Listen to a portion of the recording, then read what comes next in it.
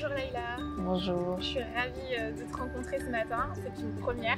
Je te suis depuis un moment sur Instagram et là, enfin, on arrive à se rencontrer. Merci d'avoir pris le temps. C'est un honneur. Tu es énergéticienne. Oui, je suis énergéticienne, donc j'accompagne les personnes à équilibrer leurs énergies, que ce soit au niveau physique, émotionnel, mental, et je le fais au moyen de différentes thérapies, donc la lithothérapie, mais aussi les soins majoritairement par l'eau, et tout ce qui est transgénérationnel, donc qui est en lien avec tout le bagage qu'on a avec notre famille et qui aujourd'hui peut éventuellement nous bloquer dans notre évolution en fait. Et justement, c'est ta famille qui t'a initié aux soins par l'eau? Une partie des soins que je fais, oui, mais c'est vrai que les soins à la mer, j'ai vraiment été initiée au début seule, ça s'est fait très naturellement. Après, j'ai commencé à soigner des amis, des proches, mon partenaire, etc. Et puis, je me suis formée avec d'autres praticiennes un peu partout dans la planète. À Hawaï, j'ai eu des enseignements d'une guérisseuse malgache aussi, donc voilà. Est-ce que c'est quelque chose qui était évident pour toi depuis tout petit? Tu t'es dit c'est en moi, je veux faire ça, ou est-ce que tu t'es un peu cherché, t'as pris d'autres chemins avant de te dire non, en fait je suis là pour ça, pour aider les gens, quoi, de cette façon-là? Alors depuis toute petite, je masse ma famille, ma grand-mère, ma mère, c'est vrai, j'ai un attrait pour tout ce qui est nature, les plantes, etc. La mer, j'ai grandi près de la mer à Terre-Sainte, je suis née vraiment près de la mer. Mais non, j'avais pas cet attrait-là. J'étais la petite fille avec une grosse tête qui était très scientifique, qui voulait déjà être dans des études scientifiques très jeune. Donc non, c'était pas du tout prévu comme ça à la base. C'est venu bien après avec les expériences, les échecs aussi dans les études. Et aussi moi-même, je me rendais compte de ce qui me bloquait dans ma vie. J'avais envie de me former pour moi, être à mon maximum de potentiel. Et c'est comme ça en fait que j'ai commencé à accompagner les gens. À la base, c'était pas du tout prévu. J'ai commencé à me former pour moi. Et donc, tu es partie en métropole, tu as fait tes études et là, tu es revenue retour à la maison. Oui. Et c'est là que tu t'es vraiment pleinement consacrée au transgénérationnel, entre autres. Est-ce que tu peux nous expliquer c'est quoi le transgénérationnel et pourquoi c'est si important ici? Alors déjà oui, je suis revenue à La Réunion pour me ressourcer. Parce que mine de rien, quand on est réunionnaise et qu'on va en métropole, c'est pas toujours évident, on se prend pas mal de claques. Et quand je suis rentrée, je me suis posé la question, qu'est-ce que tu as envie de faire et qu'est-ce qui te bloque actuellement? Et c'est en faisant mes recherches sur le transgénérationnel que j'ai compris que effectivement, il y avait des choses qui étaient inscrites dans notre ADN et qu'il y avait des choses qu'on portait et qu'on n'était pas forcément conscient de ça, que ce soit au niveau des situations qui se répétaient, des situations amoureuses, professionnelles, même des maladies liées à tout ce qui est féminin, gynécologique, tout ce qui est fertilité, tout ça, on se rend compte que quand on étudie vraiment la famille, on se rend compte qu'il y a des similitudes vraiment extraordinaires. Donc j'ai commencé à m'intéresser à ça et puis je me suis formée il y a 2 ans pour pouvoir mieux accompagner les personnes. Est-ce que tu as un exemple qui te frappe, dont tu as envie de parler ou de partager aujourd'hui avec nous sur justement des boucles, des histoires, pour que les gens sachent très concrètement comment ça peut s'illustrer, voir si eux-mêmes ils sont concernés, que ça fasse peut-être un peu écho dans leur vie? Je vais parler de mon histoire, c'est plus logique. Moi j'ai perdu mon père en septembre. Il est né le 13 septembre et il est mort un 14 septembre. Et j'ai remarqué il y a quelques années qu'à cette date, à chaque fois il m'arrivait quelque chose, où je perdais un travail, où il m'arrivait une rupture amoureuse ou voilà, des choses un peu plus graves comme un avortement, ça m'est déjà arrivé à cette date-là, mais vraiment le 14 septembre. Et c'est en cherchant, je me suis dit mais qu'est-ce qui se passe? J'ai fait des recherches avec les personnes qui m'ont formée. Et voilà, j'ai rencontré à un moment donné un partenaire qui lui ressemblait comme 2 gouttes d'eau. Je l'ai rencontré un 13 septembre et quand je l'ai présenté à ma mère m'a dit c'est le portrait craché de ton père. Et lui, justement, il est décédé 1 an après, à la même date que le décès de mon père. Et là, je me suis dit non, il y a vraiment quelque chose. Et ce qui est ressorti, c'est que dans ma famille, on n'avait pas forcément fait le deuil de cette perte et que moi, j'avais pas fait le deuil non plus. Donc, ça se répétait parce que je n'avais pas encore guéri en fait cette perte-là. Donc, ça peut se reproduire de différentes façons. Ça peut être des personnes qui n'ont pas forcément bien vécu une rupture et du coup qui vont se mettre, tu regardes dans la descendance et tu vas voir que les filles se marient avec une personne qui a le même prénom et la sœur et du coup la fille de la fille, et là on voit qu'en fait que ce sont des signes et vraiment des signes parlants forts qui te montrent qu'il y a quelque chose à faire pour que tu ailles mieux, tout simplement, pour que tu te construis sur de nouvelles bases.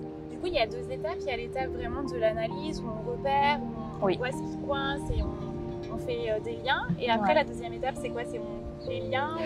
Alors j'aime pas trop cette expression de couper les liens parce qu'on veut pas changer le nez au milieu de notre visage. Je dis toujours qu'il y a des forces et des faiblesses, certes.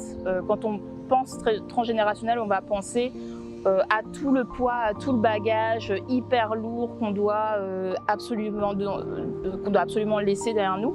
Mais moi je vois pas ça comme ça. Je vois ça vraiment comme aller chercher ce qui n'allait pas, guérir ce qui n'allait pas et garder en fait les forces.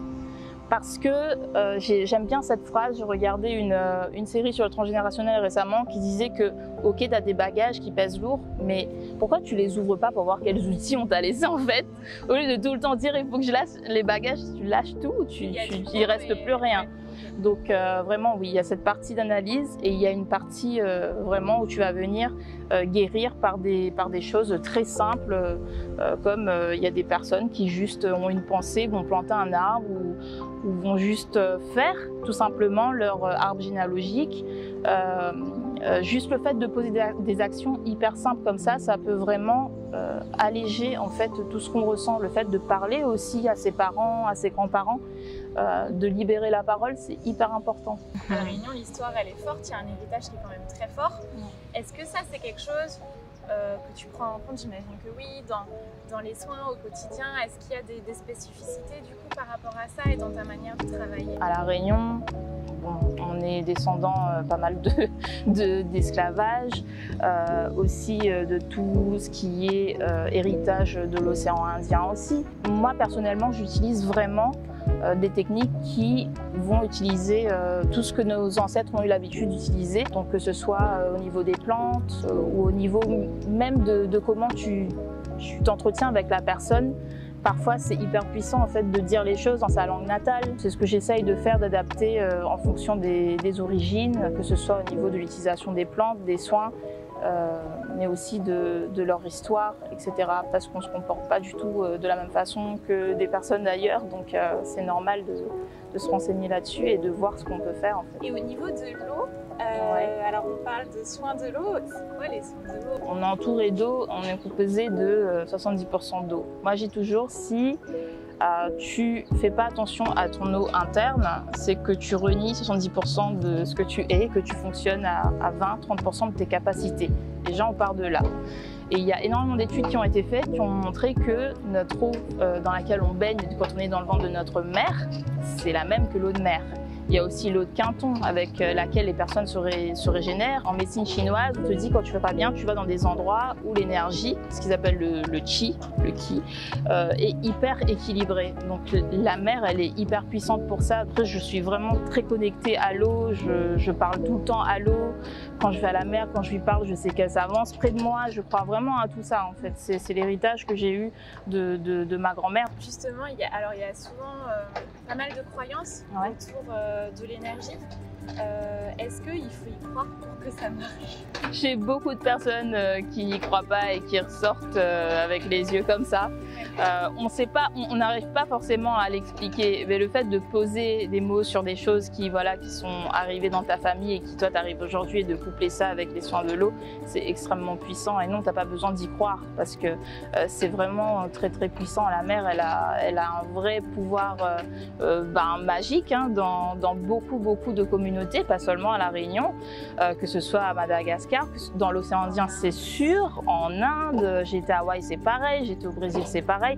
Tout le monde, dans toutes les communautés, on a ce rapport à l'eau. D'ailleurs, quand tu te baptises, je suis désolée, mais tu utilises l'eau avant de commencer une vie extraordinaire. Donc, quelque part, il y a ce mysticisme autour de l'eau.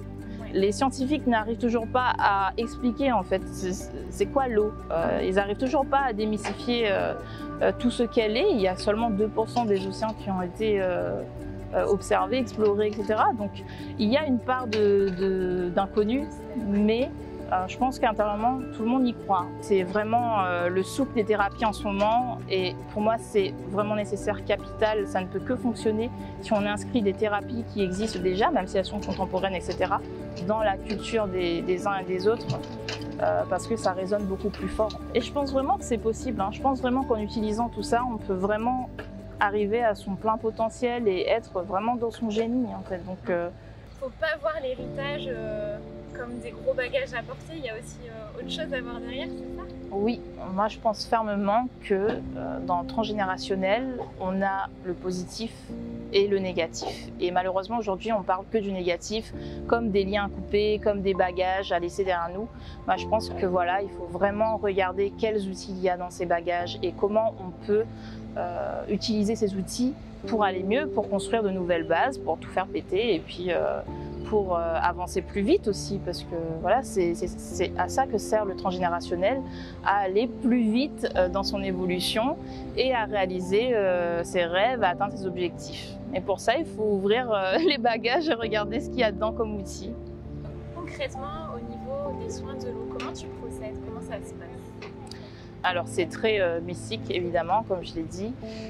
Au niveau des soins de l'eau, on arrive sur la plage et on discute, on échange sur les problématiques de la personne. Parce que la personne, elle va poser des intentions sur ce qu'elle a envie de voir évoluer, sur les choses qu'elle a envie de changer, sur les choses qu'elle a envie de lâcher aussi. Donc il y a une partie où ça va être, ça dépend des gens, il y a une partie massage, ou alors il va y avoir une partie avec un nettoyage avec certaines plantes qui sont connues pour purifier tout notre corps, etc. Et après, il y a une partie immersion dans l'eau où, en fait, là, c'est encore plus mystique, où il y a un nettoyage, où je manipule l'eau, en fait, avec la personne. Et voilà. Merci. Merci.